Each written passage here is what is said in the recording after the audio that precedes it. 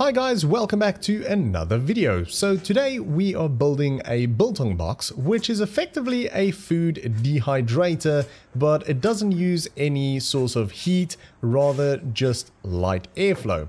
I hope you enjoyed the video. Let's get into it.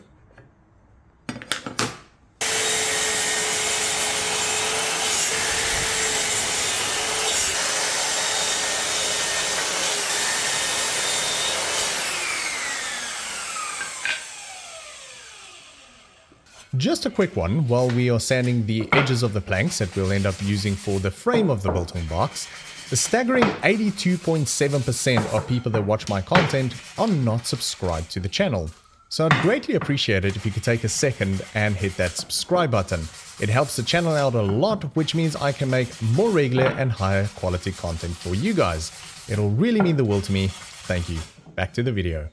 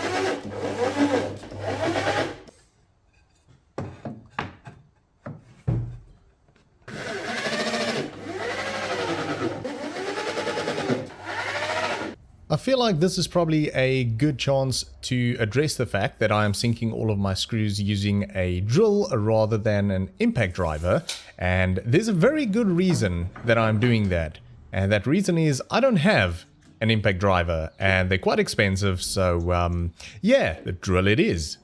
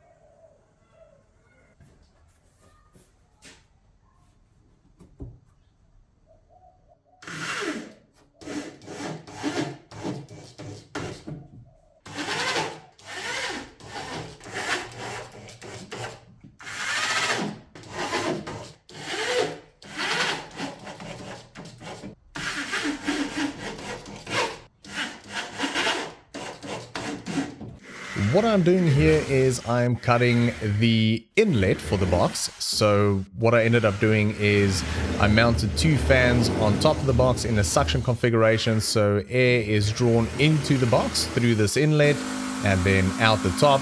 And later on you'll see that I ended up putting a very fine stainless steel mesh over this part as well as the fans on top, just to make sure we keep the box nice and clean.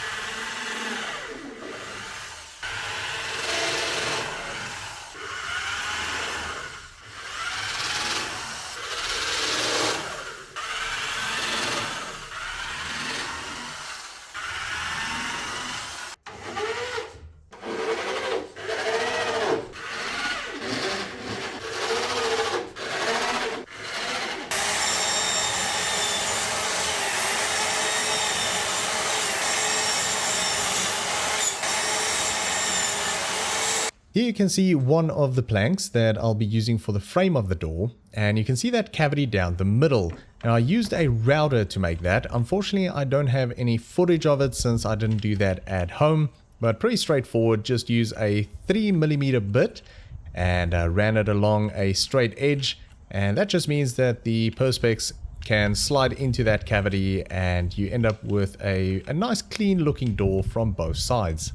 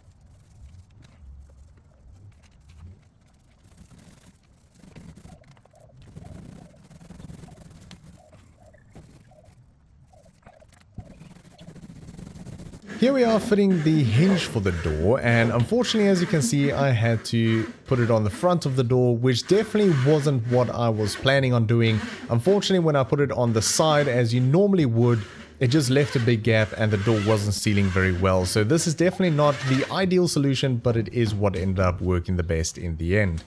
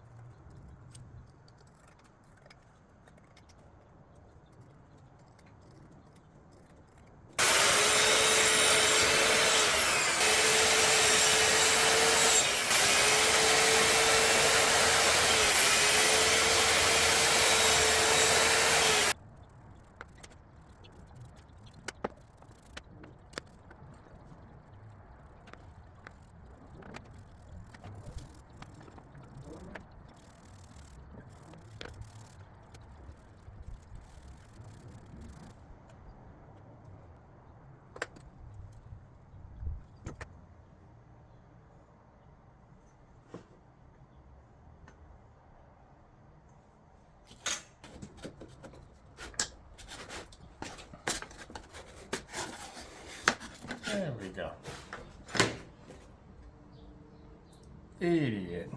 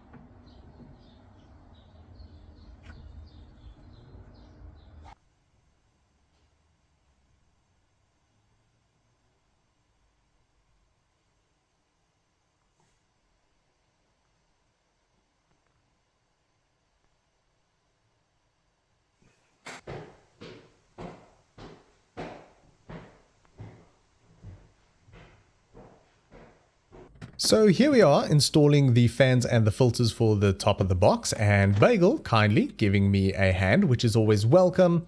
Now you will notice that the cable for the fans is running along the top of the box. This isn't actually supposed to be this way. Basically what happened is I soldered everything together before running the cable through the back of the box, which was the original plan. So this is basically what I'm stuck with. Now, if the fans ever do fail in the future, I'll make sure to rectify that when installing the new fans, but for now, this will have to do.